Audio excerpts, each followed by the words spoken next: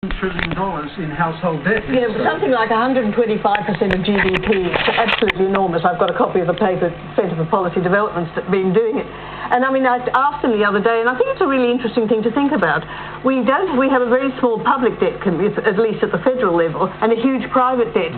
There's actually some evidence, apparently, that if you actually have a bigger public debt, that it is quite possible that some of the private debt, which comes out of people's anxieties and fears to build up their own sort of well-being on that individual domestic basis, could actually be reduced. So I think there's actually some really quite strong arguments, because that actual private debt could actually overload us to the point we could end up with a very serious situation. If we had tax cuts, you could actually pay off your credit card yourself. Well, yeah, except for people who tend to run up bigger tax cuts because it's an individuated. I'm sorry, because if you are individually worried, people choose to spend their money. They spend their money. They choose to spend their money because they are scared shitless by the fact the government keeps removing all of the sort of props and things, so they feel they've got to own things. They've got to have the money. They've got to borrow the money. I'm sorry. I think the debate about public sector debt and so on has really become quite distorted, because it's become some political sort of game,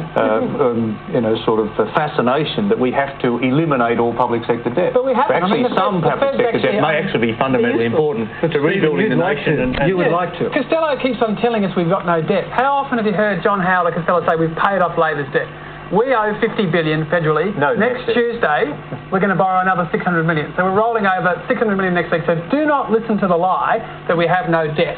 And then you get this thing, we've got the future fund, we've got no net debt. Well, that's actually garbage as well, because unfunded superannuation at the federal level has blown out from $70 billion to $103 billion since John Howard came to office. So he overstated his surpluses by $33 billion over the course of the years.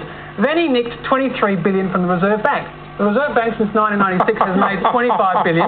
He's taken $23 billion out, while countries like Korea and everyone else has left their money in the national treasure, built up their foreign reserves. Our government's pilfered it, and our government's not worth anything. It's not worth anything. Can I just ask you, Stephen, didn't you just comment earlier on that 10 years ago Korea went broke? Yeah, now didn't they go broke following precisely those strategies that you're talking about, fixing their exchange rate, accumulating foreign exchange reserves? This is an outdated mercantilist idea which should have gone out hundreds of years ago, that you become rich by having a rich government.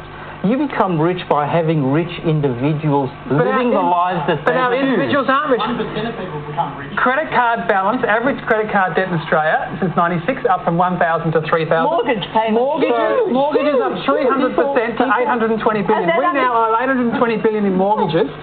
Foreign debt's up from 180 billion to almost 600 billion. So we've all borrowed from offshore through the banks and remortgaged our houses.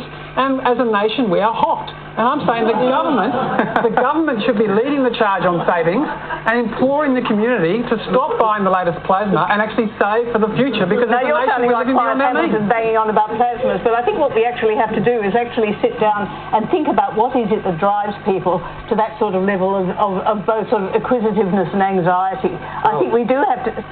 Well, maybe wealth. I mean, I think yours is... Yes, materialism. But where does it come from? People buy things because they are comfortable and they're able to afford it, because they want to live a better life. They borrow up to the hill. You do not lend money to people who are poor credit risks. No, I've heard about the recent problems in the US. Yes, I have, and you know why those people are paying such high mortgages? Because they are poor credit risks.